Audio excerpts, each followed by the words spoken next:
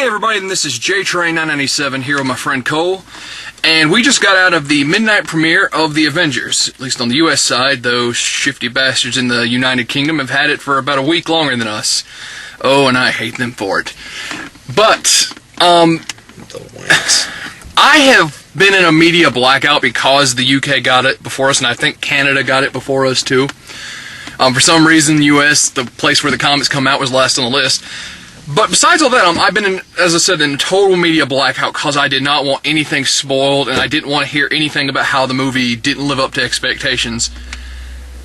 And rarely am I at a loss for words beyond movie, but holy shit, how good was that? I mean, there is nothing in that movie that they do not like. Because there's several points where you're like, oh, okay, that's my favorite part in the movie, and then something comes along that just completely crushes it, and you're like, sometimes quite literally, and you're just like, wow, it doesn't even compare to this last part. And the whole thing is just, I mean, Joss Whedon did an amazing job directing this. Because when you step, and there won't be spoilers in this, just for the record, let's try at least to keep those out. When you step back and look at it as a whole, not that much happens. Yeah. Like, I mean, I think the entire course of the movie takes like 2 days. If that. I mean, the movie really has 3 big acts, and 2 of them are fight scenes. Yeah. I mean, alright, being a writer, I would have to say that seeing as how, most of this movie was just a giant fight scene, if it was a book, it would be about 10 pages long. So, it would be longer than that. I mean, it's... Well, depending on what kind of fight you want to describe, but it was a whole...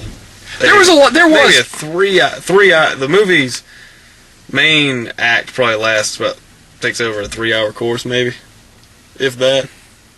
You mean the final fight? Yeah, it probably lasts about 3 hours. I don't think that's a spoiler. That's the final fight. Cause they've been... It's in the trailer. Get over it. It's in everything. They've been pimping the holy hell out of that. Some damn good trailers in this, just off the record. The new Dark Knight, which we saw, the new Spider-Man, which I had not seen, which I'm actually excited for, and Retaliation, which they showed us the first trailer, not the second, but still looking good. Yeah, that's pretty good. But, there's so many little things in this movie that I love. Now, the one thing, I have one big gripe about this movie, this isn't a spoiler, and that's that Thor just kind of randomly appears, and he's just like, oh, well, Odin had, just enough magic to get me back, and I'm like, well, in the end of Thor, it seems like he would have used it. Well, maybe that wasn't important enough, or something. Yeah, beyond that, he shows up and he's sleeveless. And I think his chest armor might have undergone a tweak or two, maybe. Well, they had advertised that he had gotten a new outfit. That was part of it, and it's like... Yeah, but it's just like he's sleeveless, who really cares? No, but they never really explained why he got a new outfit. Yeah, I get it, okay... summer in Asgard. Yeah, you don't... I can understand, but, the whole thing, I just don't really get why we needed to see sleeveless Thor. Does that really change my opinion of Thor as a whole for the movie? Mm-hmm. But, an unbelievable fight scene. I love everything about this. Anything you think... they spend a really good amount of time with every character. They go into, really good little details. They show you how Hawkeye's quiver works and how he switches between arrows.